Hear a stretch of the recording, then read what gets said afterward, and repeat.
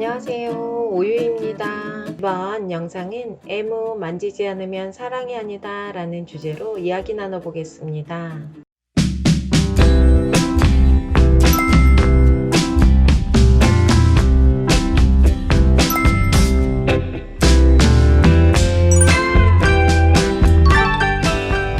정신과 의사 하지연 박사님이 목뒤가 뭉쳐서 스포츠 마사지라도 받아야겠다는 생각을 했습니다. 홍대 근처에서 마사지라고 쓰여 있는 곳에 들어갔는데요. 점장처럼 보이는 남자가 자신을 위아래로 쳐다보더니 와 보셨죠? 그렇게 묻더래요. 아, 저 마사지 좀 받으려고 하는데요. 1시간에 얼마죠? 점장은 난처해 하면서 손님 여기는 마사지는 잠깐 하고 여대생이 나머지 서비스를 해드리는 곳입니다 해서 당황해서 그곳을 나왔던 에피소드를 책에서 읽었던 기억이 있습니다.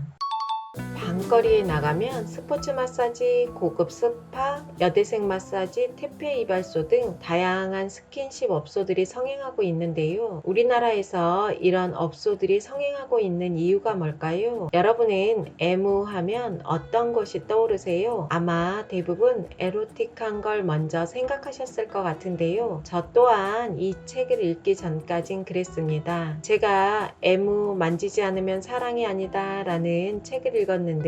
저자는 임상발달 심리사 야마구치 하지메라는 분이고 문화심리학자 김정훈 교수님이 옮겼습니다. 오늘은 이 책을 근거로 제 생각과 함께 애무에 대한 이야기를 해보겠습니다. 스킨십이 중요하다는 말은 많이 들어보셨을 거예요. 스킨십이 왜 중요한지, 스킨십은 어떻게 하면 좋은지 속 시원하게 알려드리겠습니다.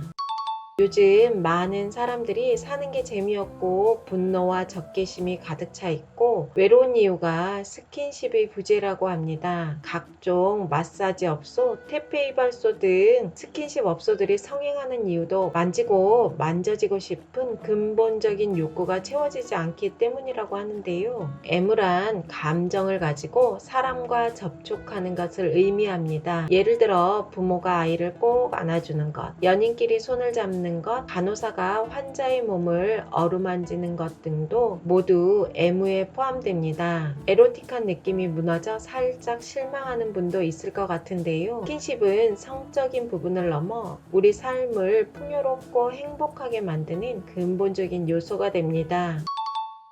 모든 포유류는 애무를 아주 좋아하는데요. 동물의 어미는 새끼가 태어나면 새끼 몸을 핥아주면서 혀로 마사지를 해줍니다. 그렇게 하면 갓 태어난 새끼의 성장 호르몬이 분비되는데요. 포유류에 속하는 동물로서 인간도 누군가와 접촉하고 싶은 욕망을 항상 가지고 있습니다. 인간이 애무를 원하는 것은 동물로서 지극히 자연스러운 본능이라고 합니다. 그 본능은 나이가 들어도 약해지지 않는 매우 강한 원초적인 욕구라고 하는데요. 사실 나이가 들면 만지고 만져지는 스킨십이 많이 줄어들죠. 그래도 여자는 자녀들과 스킨십이 자연스러운데 남자는 아내뿐 아니라 자녀들과도 나이 들수록 스킨십이 줄어드는 게 현실입니다. 또 보통 가정에선 아이들에겐 스킨십이 자연스러운데 부모님에겐 스킨십이 적은 경우가 많은데요. 노인들에게 적극적으로 스킨십을 해주면 건강해지고 장수한다는 보고가 있습니다. 효도의 시작은 스킨십인 것 같습니다. 또 아이를 잘 안아줄수록 아이의 지능은 높아진다는 보고서도 있는데요. 이유는 피부는 뇌와 직결되어 있어 피부의 자극은 지적, 정서적으로 영향을 미친다고 합니다.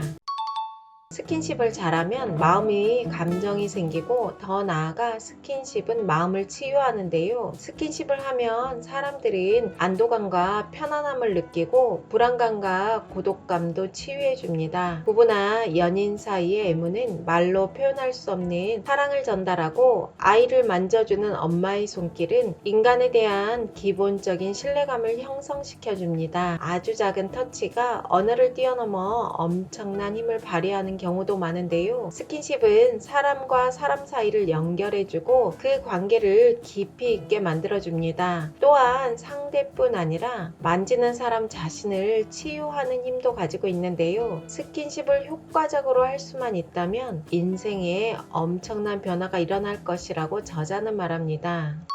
연인 부부가 오래 만나고 같이 살다 보면 스킨십이 줄어들기도 하는데요. 오랫동안 스킨십을 안 하고 지내던 부부가 스킨십을 하려고 하면 어색하고 어려울 수 있죠. 남녀는 오래된 사이일수록 슬쩍슬쩍 상대방의 몸에 손을 대는 방식을 시도하는 것이 좋다고 합니다. 출근하는 남편 뒷주머니에 손수건을 넣어주며 엉덩이를 가볍게 두드려주는 것도 좋은 시도고, 주방에서 일하는 아내의 어깨를 가볍게 두드려주거나 허리를 가볍게 안아주는 것도 효과적입니다. 이렇게 자연스럽게 슬쩍슬쩍 상대방의 몸에 손을 대는 부부 나름의 습관을 만들어야 합니다. 김정은 교수의 아내분은 발 마사지를 배워서 남편에게 해준다고 하는데요. 발 마사지 적극 추천하더라고요.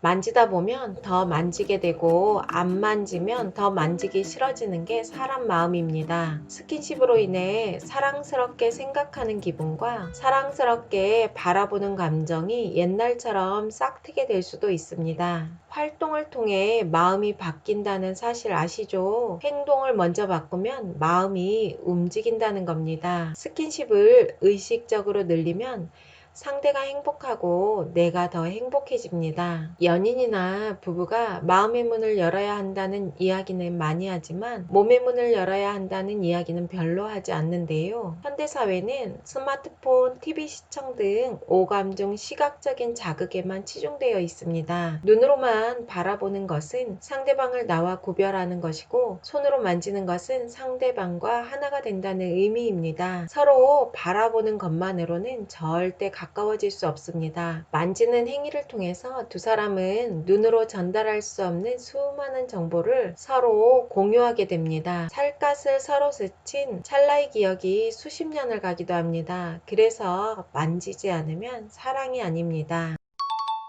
연인, 부부 사이의 만족도를 높이는 요소는 크게 세 가지인데요. 자신의 마음을 얼마나 여는가 하는 언어적 측면, 상대의 결점을 어느 정도 관용하는가 하는 감정적 측면, 그리고 스킨십을 얼마나 하고 있는가 하는 신체적 측면입니다. 즉, 상대방에 대한 애정과 배려를 언어로 전달하는 것만으로는 부족하다는 이야기입니다. 감정적 측면에서 이해와 관심을 표시하는 것만으로도 충분하지 않고, 정말 만족도가 높은 연인 부부는 반드시 스킨십이 동반된다고 합니다. 저도 쓰담쓰담 스킨십 의식적으로 많이 늘려야겠습니다. 오늘 배우자, 연인, 자녀, 부모님의 손을 잡아주고 안아주고 어깨를 주물러주면 좋을 것 같습니다. 오유TV는 여러분의 건강하고 행복한 삶을 응원합니다. 좋은 영상으로 또 만나요.